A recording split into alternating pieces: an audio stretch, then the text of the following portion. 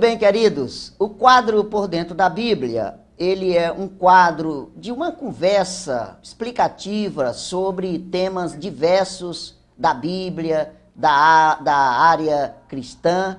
E nós louvamos a Deus pela vida de você que sempre assiste o nosso programa, em nome do Senhor e Salvador Jesus Cristo.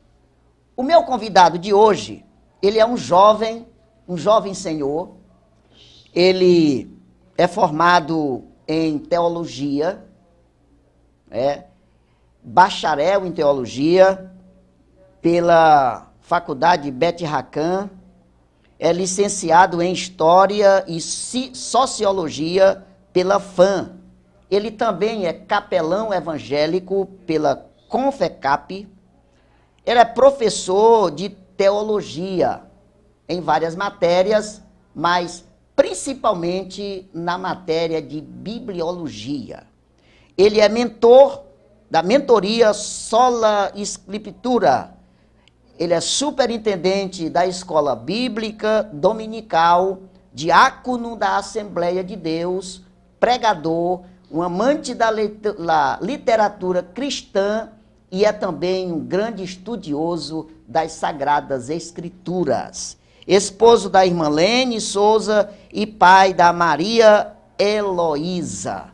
Graças a Deus, eu estou falando do diácono Jefferson Cláudio, que já está aqui comigo para este momento do quadro Por Dentro da Bíblia. Irmão Jefferson, primeiramente a paz do Senhor e os seus cumprimentos aos nossos irmãos que estão nos assistindo agora.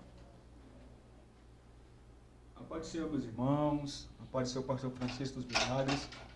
Para mim é um grandioso prazer estar juntamente com os irmãos neste dia de hoje para poder compartilhar, conversarmos aqui a respeito das Sagradas Escrituras. E nestas minhas primeiras palavras, eu tributo agradecimentos e louvor pela vida dos nossos pastores presidentes, pastor José Gomes, aos nossos pastores auxiliares e já quero aproveitar a oportunidade para poder mandar um abraço e uma saudação para todos os nossos irmãos da congregação Monte Oreb, igreja a qual faço parte, e está sendo pastoreada pelo nosso pastor Getúlio Gabriel. Minha família que também está aí sintonizado, um abraço e um beijo aí para minha esposa e para minha filhinha Maria Heloísa. Prazer, pastor, estar aqui juntamente com os irmãos neste dia, em nome de Jesus. Muito bem, diácono Jefferson Cláudio, quero agradecer de já o seu convite e poder estar conosco. Muito obrigado neste quadro Por Dentro da Bíblia. E olha, quero dizer, você é o terceiro convidado e cada convidado que vem aqui, as curtidas lá no YouTube são muito grandes. E eu não vou dizer que é uma competição, né? Mas tem um aproximando do outro, um passando do outro. E como o tema que nós vamos conversar aqui hoje, alguém pode perguntar, pastor, isso não é um debate? Não. Até que o debate, ele é bom, um debate, né, é tranquilo, ele é ótimo também, mas aqui é mais uma conversa explicativa.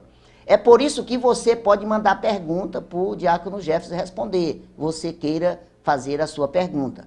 Porque o tema de hoje é bibliologia, não é? Uma área que ele domina muito bem e o subtema é por que a Bíblia é tão importante para o cristão. Esse é o nosso tema da nossa conversa de hoje.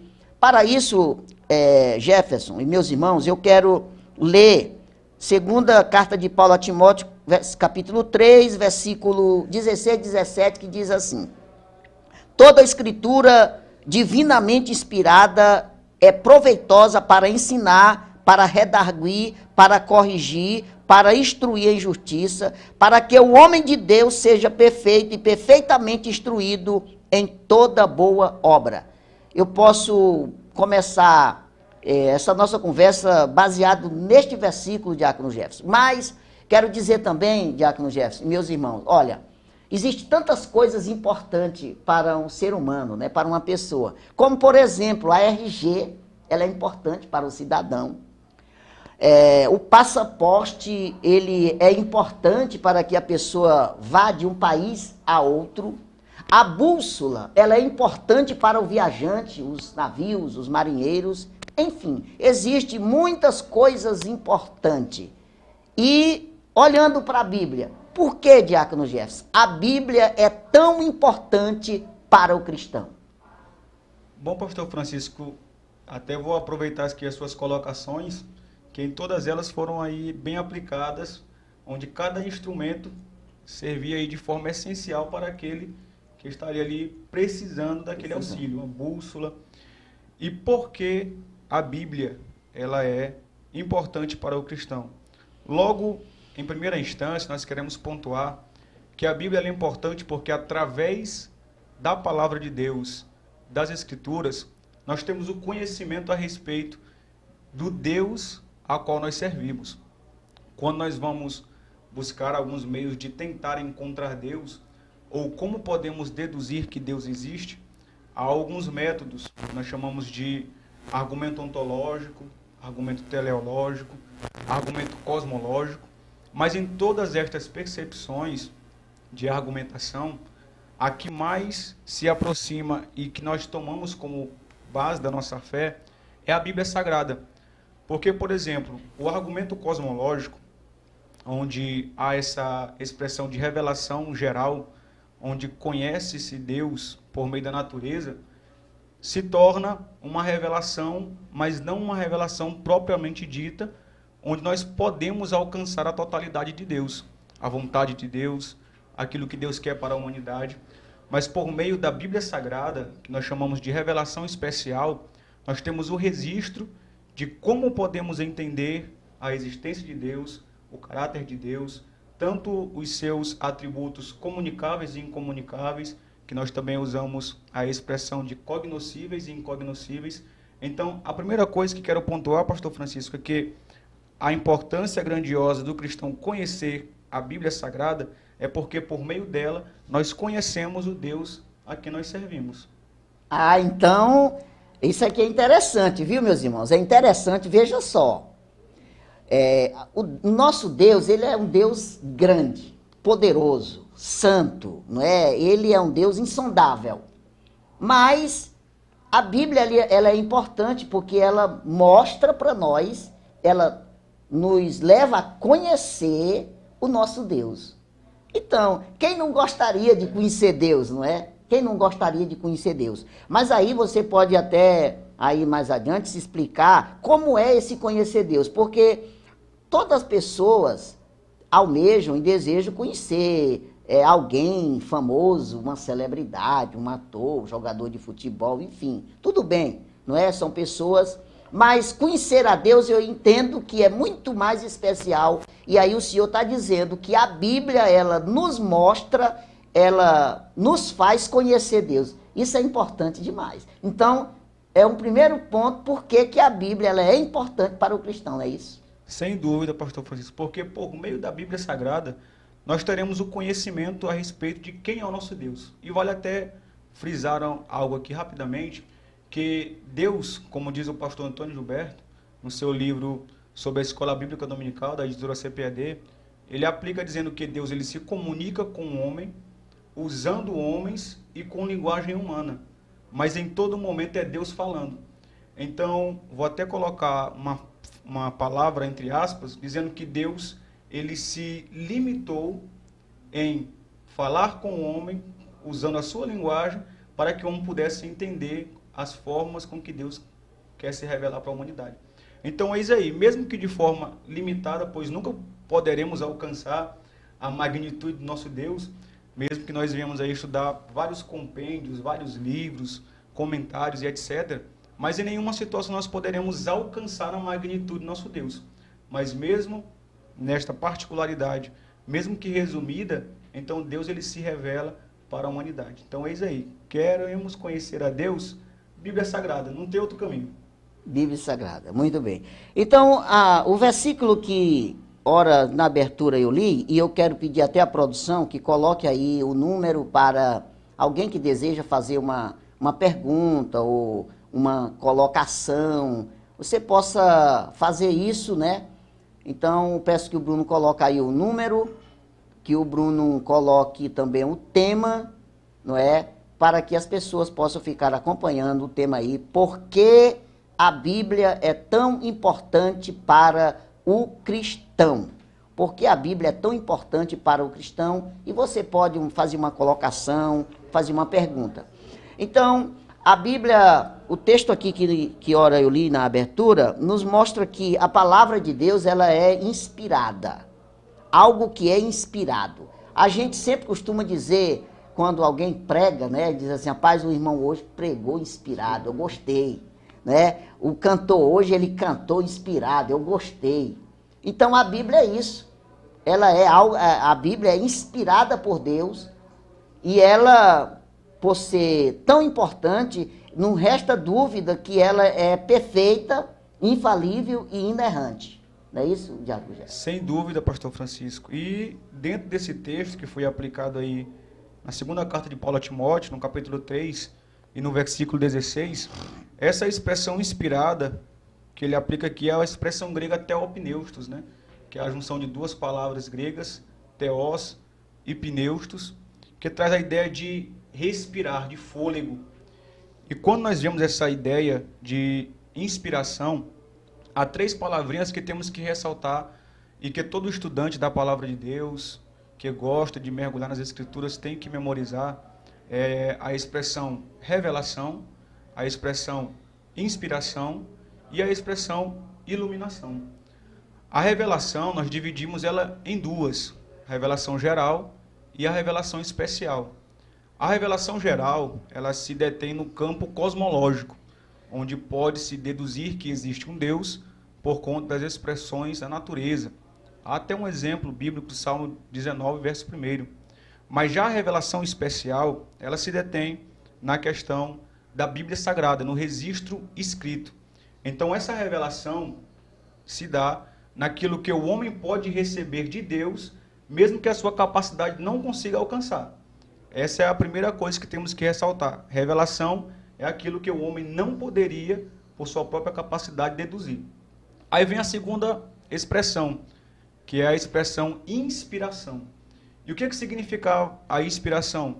É o momento em que Deus conduz o homem a registrar o que ele recebeu na revelação para que viesse, então, chegar até nós. No momento em que Deus inspira, não é que ele toma os escritores, que foram aproximadamente 40, uma forma de marionete. Não, mas ele vai conduzindo a mentalidade do homem, respeitando tanto a sua cultura, a sua língua. Então ele conduz, é o que nós chamamos, nós cremos, de inspiração verbal, onde Deus conduz todas as palavras que inseridas estão na Bíblia para que venha chegar até nós. E a terceira palavra que nós temos hoje é a iluminação.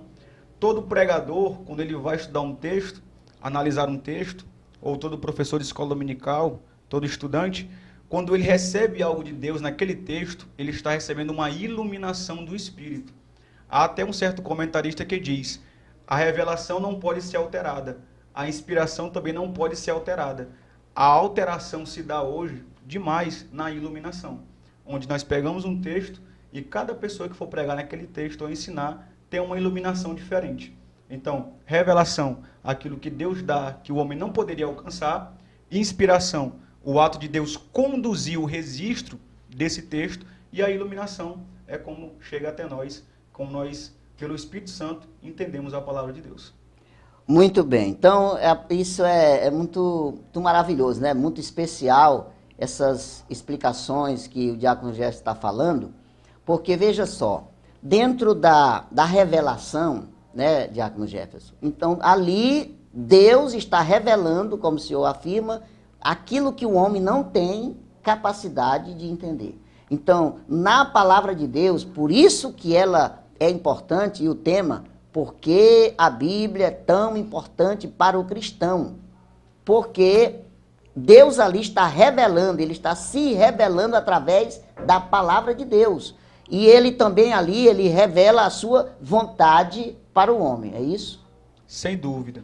Por meio da Bíblia conhecemos o caráter de Deus, a vontade de Deus, o presente, o passado e o futuro da igreja, porque em todo o percurso, tanto do Antigo Testamento como do Novo Testamento, há uma série de eventos que apontam para um ápice, que é a esperança da igreja, o arrebatamento.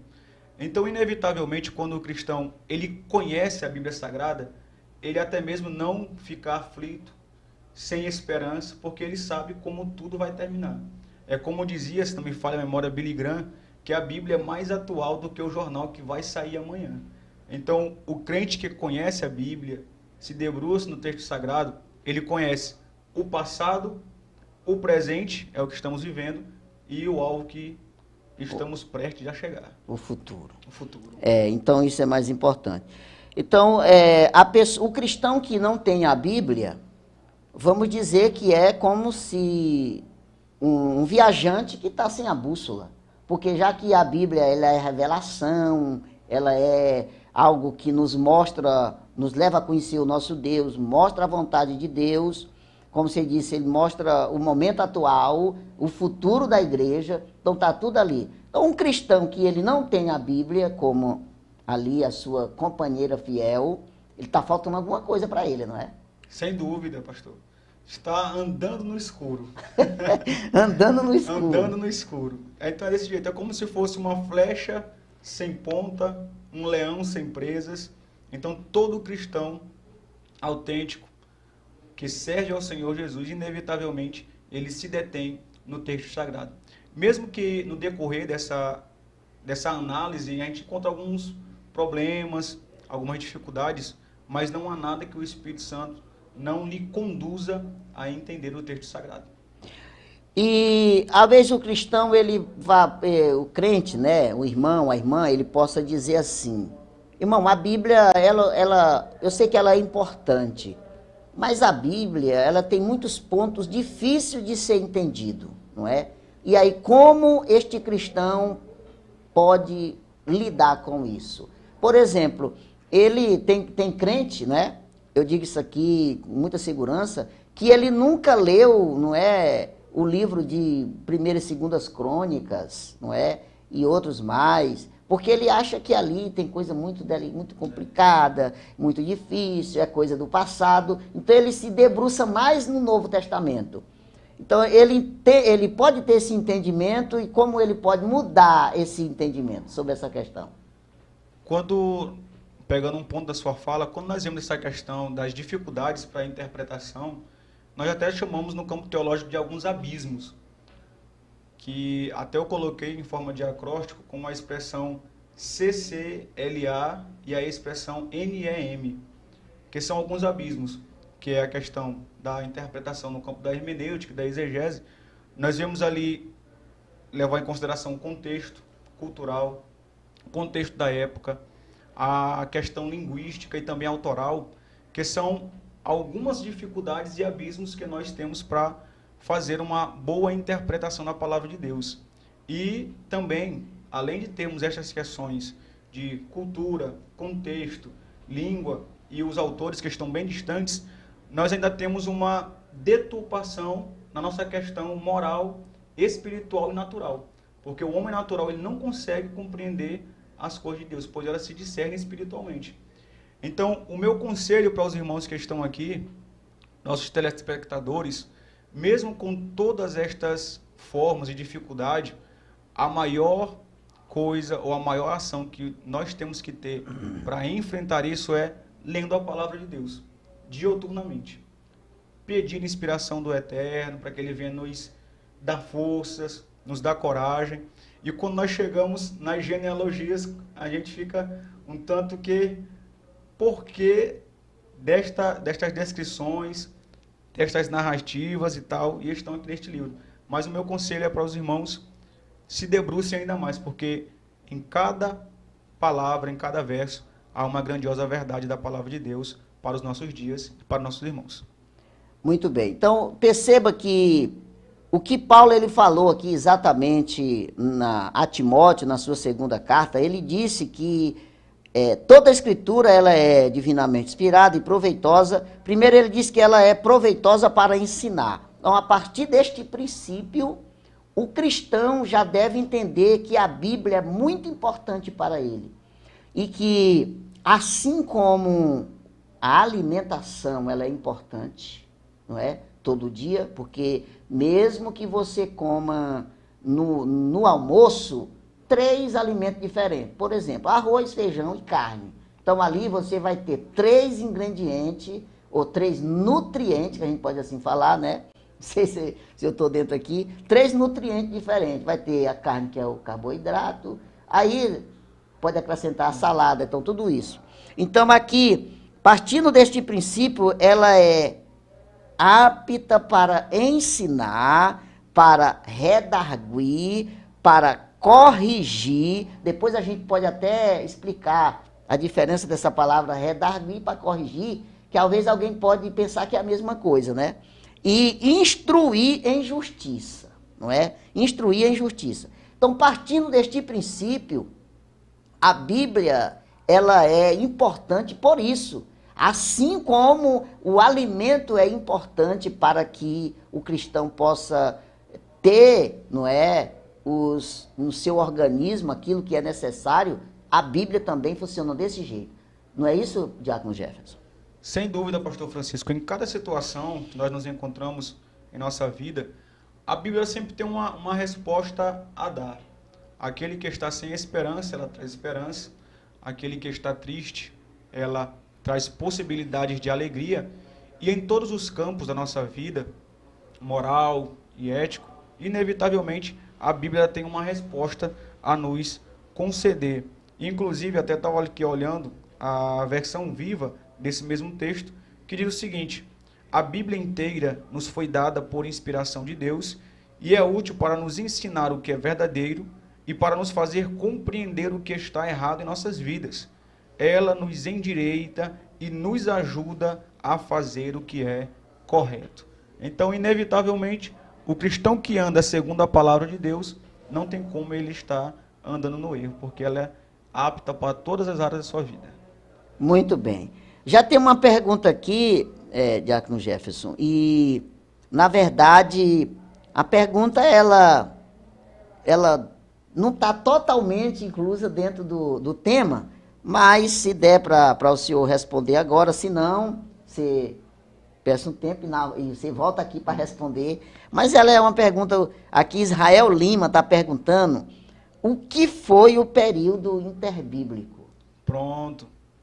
O período interbíblico, que nós também chamamos de período intertestamentário, é um espaço de 400 anos, que fica aí entre Malaquias e Mateus, que é o período onde nós até colocamos uma frase em que Deus estava em silêncio, onde Deus não se manifestava por meio de profetas. E, inclusive, nesse período intertestamentário, foi aí surgindo os livros que hoje estão no compêndio aí dos nossos irmãos católicos.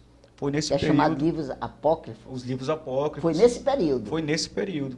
E logo depois, com o passar dos anos, foi inserido no cânon da Bíblia Católica. Mas, resumidamente, o período intertestamentário é um período de 400 anos que está aí entre a finalização do livro de Malaquias com o livro de Mateus. Pode-se dizer o porquê que isso aconteceu, assim, dentro do campo teologicamente falando, por que Deus fez? Porque Deus, ele sabe todas as coisas. Por que Deus, ele quis que passasse esse tempo, ou era simplesmente para que quando voltasse, já voltasse o tempo da graça, dispensação da graça, já com Cristo? Tem alguma explicação sobre isso? Na verdade, pastor, vou somente elucidar o que foi expressado pelo senhor. Quando a gente vê o encerramento do cânon bíblico da língua hebraica, quando foi ali organizado por Esdras, aproximadamente no ano 450 a.C., houve então um encerramento, porque os livros que foram colocados na Bíblia hebraica, se não me falha a memória, são 24, quando eles têm esse compêndio, eles já o utilizavam quando eles retornam do cativeiro. Então, ao meu ver, se dá nessa conclusão. Quando eles retornam do cativeiro, há essa reorganização por Esdras, que nós até chamamos de a Grande Sinagoga, que foi a reunião de aproximadamente 120 homens, onde eles pegaram os compêndios do Antigo Testamento e fizeram essa reunião. Então, a minha proposta de resposta será que, pelo encerramento deste cânon do Antigo Testamento, a Bíblia hebraica, que é a Tanakh, então houve uma finalização aguardando a manifestação do Filho de Deus, já no período neotestamentário. Muito bem, foi convincente aí a resposta, foi muito convincente. Então, o campo da bibliologia, ele é muito grande, tanto que no curso de teologia teria aí o mínimo do mínimo 3 períodos, manhã, tarde e noite, para, resumidamente, dar uma aula sobre a bibliologia. O que nós estamos fazendo aqui não é realmente dar um ponto final e dizer tudo sobre isso, até porque 40 minutos, 35, não dá para isso. Mas nós pontuamos aqui algo que é essencial, algo que é importante para a sua vida, como cristão, em você ter a Bíblia e por que ela é importante. A Bíblia, ela não é importante, a gente vê, não é, pessoas que chegamos na casa, isso acontece até com crente, não é? A Bíblia está lá aberta no Salmo 91, não é? E lá aquelas letras bem grandes, né? 1000 cairão ao teu lado e aquela... Mas ela não é importante só por isso, por estar ali. Ela é importante porque a Bíblia, para o crente, ela é também como um alimento espiritual, não é isso? Sem dúvida, pastor. Fica até uma pergunta. Se nós adquiríssemos alimento pela leitura que temos da Bíblia, será que estaríamos fartos ou já teríamos morrido de fome? Fica aí uma reflexão. Se o nosso mantimento viesse pela leitura que temos da Bíblia, como nós estaríamos no dia de hoje? Ela é alimento, não tem para onde correr. Alimento espiritual. Então, Diácono Jefferson, a nossa conversa está... Desculpe. Nossa conversa está boa, mas vamos seguindo mais aqui algum ponto importante para os nossos irmãos. E aí está o irmão que desejar fazer uma pergunta ou fazer uma colocação, corroborar com a nossa conversa aqui no quadro Por Dentro da Bíblia, por que a Bíblia é tão importante para o cristão, não é? Talvez você possa ter uma colocação que vai corroborar aqui conosco, não é, para essa nossa conversa, até os minutos finais que ainda temos. Mas percebam que a Bíblia, já vimos que ela mostra para nós quem é o nosso Deus, que a Bíblia é um alimento, a Bíblia ela mostra o momento atual que estamos vivendo, mostra o futuro da igreja, de como tudo a gente vê ali na Bíblia. E eu posso dizer que a Bíblia ela é importante porque alguém já disse que, e isso é verdade, a Bíblia ela tem resposta para tudo. Então, se a Bíblia de fato é isso, ela não só é importante, ela é mais do que importante para o cristão e para todo aquele que lê. Sem dúvida, pastor. Respostas, todos os questionamentos que vêm à nossa mente, inevitavelmente a Bíblia Sagrada tem uma resposta a dar, um posicionamento. Tanto é que em todos os campos, como já foi mencionado aqui, em todos os campos da nossa área nós temos um conselho a receber da palavra de Deus. Então, há essa grandiosa importância. E diga-se de passagem que ela não é somente importante para os irmãos em si, mas todos aqueles que exercem um cargo de ensino, professores de escola dominical, superintendentes, qualquer que seja o irmão que tenha em seu domínio pessoas que estão ouvindo os seus conselhos, os seus ensinamentos, está tudo dentro desse campo. Então há uma necessidade grandiosa de entender, de mergulhar e ensinar pessoas para que venham seguir também as palavras do nosso Deus que na Bíblia escrito estão. Tá certo. Diácono Jefferson, e a gente poderia aqui rapidamente também dar só uma palhinha, a questão de que as pessoas dizem que a Bíblia, ela muitas vezes tem pontos ali, versículos, textos, que parecem uma contradição.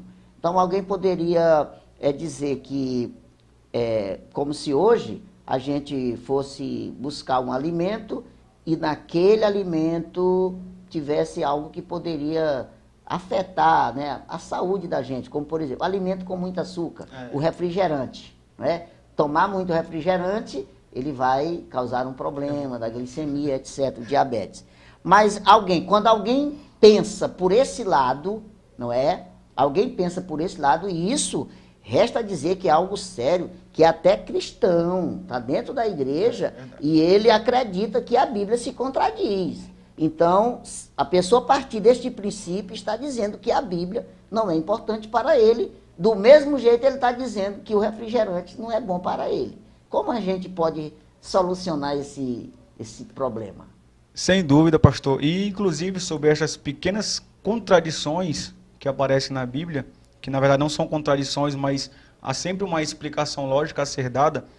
Quando nós falamos no início a respeito da inspiração, nós temos uns outros termos também que podemos colocar, como, por exemplo, os manuscritos que nós chamamos de autógrafos. Os autógrafos foram aqueles textos que foram escritos em cunho pelo próprio autor. Um exemplo que eu posso dar é o texto que foi escrito pelo próprio cunho de Mateus, o texto que foi escrito pelo próprio cunho do apóstolo Paulo. Nós chamamos estes textos primários, que foram escritos pelo seu próprio autor, como textos autógrafos. Só que com o passar do tempo, houve então o surgimento das cópias. Já as primeiras cópias dos autógrafos, nós chamamos de apógrafos, que já são as cópias iniciais, vou até usar esse termo, os apógrafos. Então, que não é apócrifos. Que não são os apócrifos, o que nós justamente. Agora há pouco atrás. Justamente. Os apógrafos são justamente as cópias primárias dos textos que saíram de cunho do próprio autor. Então, dentro dessa perspectiva dos apógrafos, que são as cópias, como naquele período não havia essa questão de energia, de luz, e havia a necessidade de se executar a elaboração de cópias no escuro ou por meio de por meio de lamparinas, vou até usar essa expressão. Então, como a linguagem e a letra da época eram tanto que parecida, algumas aparentes contradições foram surgindo, não na inspiração dos autógrafos, mas sim nos apógrafos. E vale ressaltar que não são os apócrifos. Há esses termos, os autógrafos, os apógrafos, os apócrifos e os pseudoepígrafes. Os pseudoepígrafes já são os textos onde um escritor se utiliza de um nome de alguém mais famoso, entre aspas, para poder aí propagar os seus escritos. Então, essas aparentes contradições que há na Bíblia, na verdade não alteram a sua mensagem central. A mensagem da queda, da redenção, da morte e ressurreição de Jesus e do arrebatamento da igreja. Geralmente, essas pequenas contradições alcançam aí uma pequena porcentagem do texto sagrado. Então, mais de 90% dos textos estão, em sua totalidade, em acertos, e mesmo os pequenos erros que aparentemente